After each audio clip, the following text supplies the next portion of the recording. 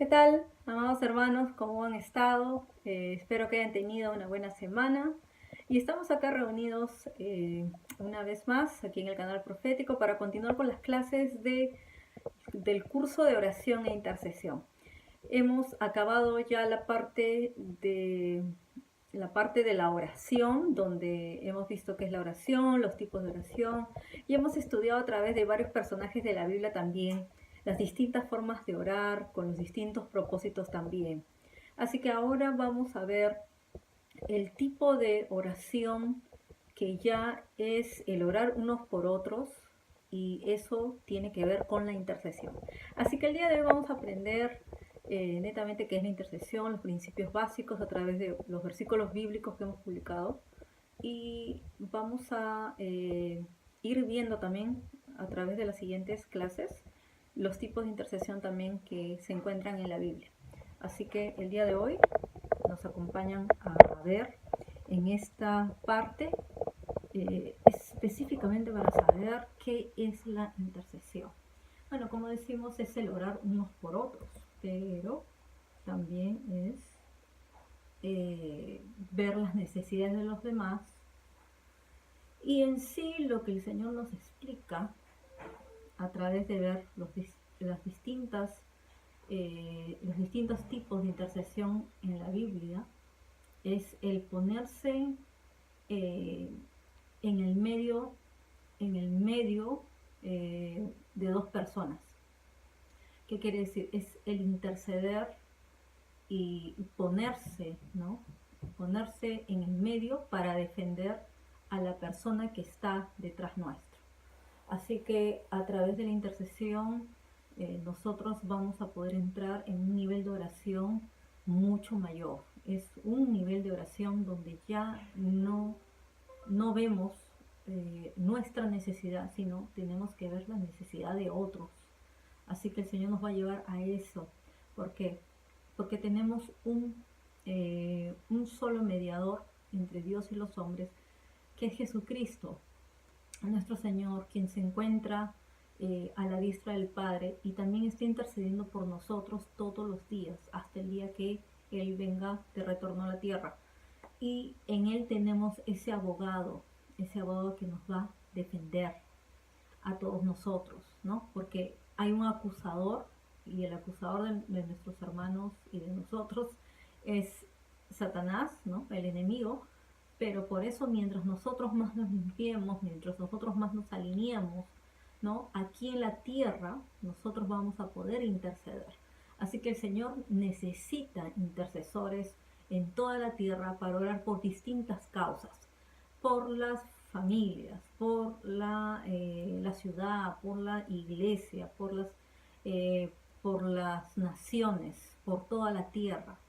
Por eso hemos visto en uno de los primeros versículos que publicamos ahí, en el capítulo de Ezequiel 22, cuando el Señor empieza a exponer los pecados de Jerusalén, le empieza a decir todo lo que habían hecho, la maldad, cómo se habían alejado, ¿no? Sus gobernantes eh, realmente se habían olvidado de los caminos de Dios, las familias estaban haciendo abominaciones, impiedades delante del Señor.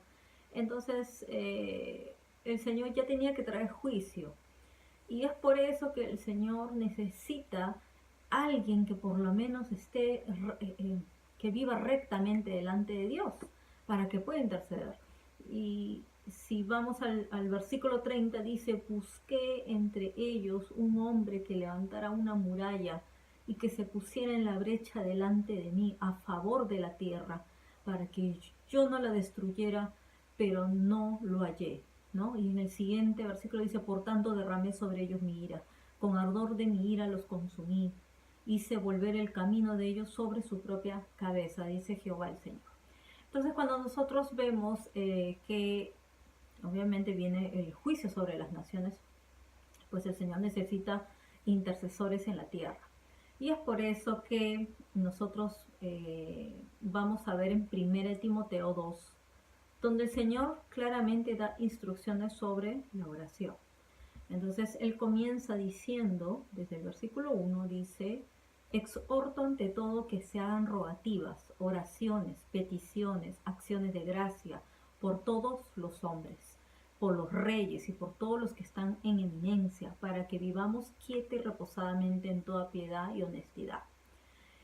Eh, Porque a través de las oraciones, ¿no? Como él dice, las peticiones, las rogativas, dando acción de gracias y orando por todos los hombres, sobre todo por los que están en eminencia. ¿Qué pasa cuando las naciones son corruptas, sufren injusticia, hay tanta maldad? Pues significa que no hay intercesores en la brecha, porque eso es lo que significa, lo que el Señor dice, estar en la brecha, dice que estén en la brecha delante mío, para que ellos sean esas murallas. Entonces, todos los que hemos sido llamados a ser intercesores, porque tenemos, ¿no? ese llamado para estar cubriendo constantemente. Ahora, tenemos que entender que todos vamos a tener que entrar en ese puesto, ¿no? De ser intercesores murallas. Ya hay gente que obviamente va a tener eh, posiciones como las de ser guardianes, las de ser atalayas, y eso ya es, eh, otros son porteros, ¿no? Centinelas, vigías, ya esos son otros puestos, ¿no? Alrededor de las murallas de Jerusalén, que significa que ese es el pueblo de Dios. Pero lo que tenemos que ver es que principalmente lo que Dios quiere es que estemos nosotros aquí en la tierra alineados con Él, para que así de la misma manera estemos trayendo esos diseños del cielo y podamos alcanzar la misericordia de Dios, para que el Señor pueda llevar a la gente al arrepentimiento y para que ellos puedan encontrar la misericordia, la justicia de Dios también. Entonces dice, porque vamos continuando en el versículo 3, porque esto es bueno y agradable delante de Dios nuestro Salvador, el cual quiere que todos los hombres sean salvos y vengan al conocimiento de la verdad. Eso es lo que el Señor quiere. Dice que todos sean salvos y vengan al conocimiento de la verdad, porque hay un solo Dios y un solo mediador entre Dios y los hombres, Jesucristo hombre, ¿no? Entonces, a través del Señor Jesucristo, nosotros, todo lo que pidamos en el nombre de Jesús, dice, creyéndolo lo recibiremos. Y hay un poder del acuerdo aquí en la tierra, donde dos o tres estén unidos, ¿no? En el nombre del Señor, pues ahí está el Señor y el Señor está escuchando. Así que tenemos que ver que tenemos que orar por los demás y por todos en general, ¿no? El centro de nuestras oraciones debe enfocarse primeramente en Dios, ¿no? Después en las necesidades de los demás y último en nuestras necesidades y peticiones. Otra de las cosas que también tenemos que ver en estos principios básicos de intercesión es cómo debe ser el corazón del intercesor. Y eso lo vamos a ir viendo a través de los ejemplos de intercesión que vamos a encontrar en la Biblia. Vamos a ver principalmente que necesitamos un corazón limpio, y eso lo vamos a leer más adelante. Dice en el versículo 8, quiero pues que los hombres oren en todo lugar, levantando manos santas, sin ira ni contienda.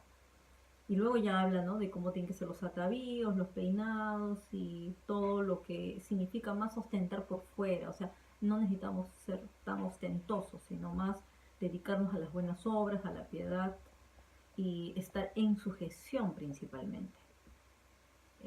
Porque, como volvemos a decir, no es que la mujer está prohibida de enseñar, sino que no se le permite a la mujer enseñar si es que ella no está en sujeción a la autoridad, a su esposo y a sus autoridades, a sus líderes. Y luego, obviamente vamos a ver que a través de todo esto, lo que el apóstol Pablo le habla a Timoteo, ¿no?, estas instrucciones para cómo tienen que aprender a orar e interceder.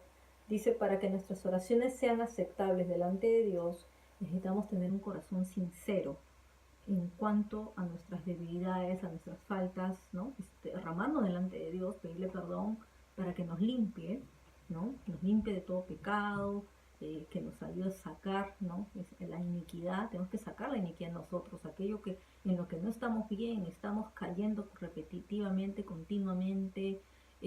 Renovar nuestra mente, nuestro entendimiento, y que realmente cada día querramos ser más como Jesús, queramos agradar a Dios, viviendo una vida en santidad y en justicia, ¿no? Y que tengamos, dice, eh, no tengamos un corazón lleno de maldad, ni que tengamos una mala conciencia.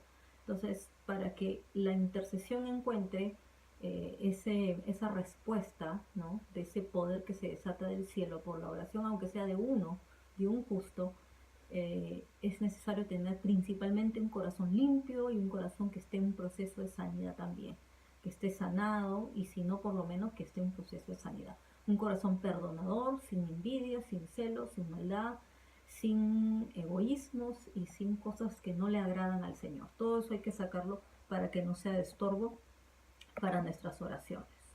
Luego vamos a ver en Efesios 6, donde Dios también nos muestra a través de su palabra, con las instrucciones que el apóstol Pablo dejaba para la iglesia de Éfesos, ¿no? Les habla de la obediencia a los padres, todo lo que tenían que hacer, cómo sujetarse a la autoridad, a los jefes, a los amos y todo.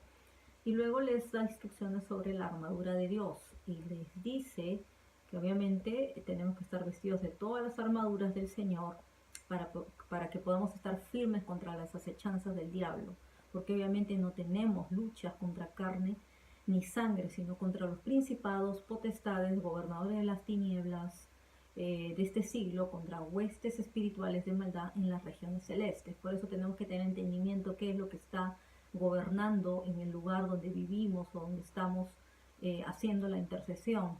Es importante que no desconozcamos eso, porque si no, no vamos a saber a qué nos estamos enfrentando. Por eso que la intercesión te va a llevar a niveles más profundos en el espíritu para aprender a recibir estrategias, direcciones, revelaciones, visiones, palabras, lo que Dios quiera hablar y quiera mostrar. Por eso es necesario que por lo menos mínimo 2 intercedan, para que así se complementen y se ayuden con los dones espirituales.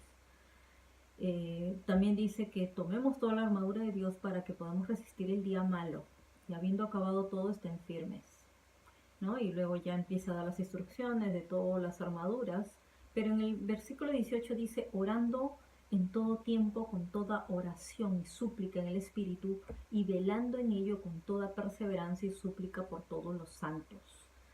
Aquí también hay otra clave, y este también es otro principio de lo que tenemos que hacer en la intercesión, otro de los principios básicos.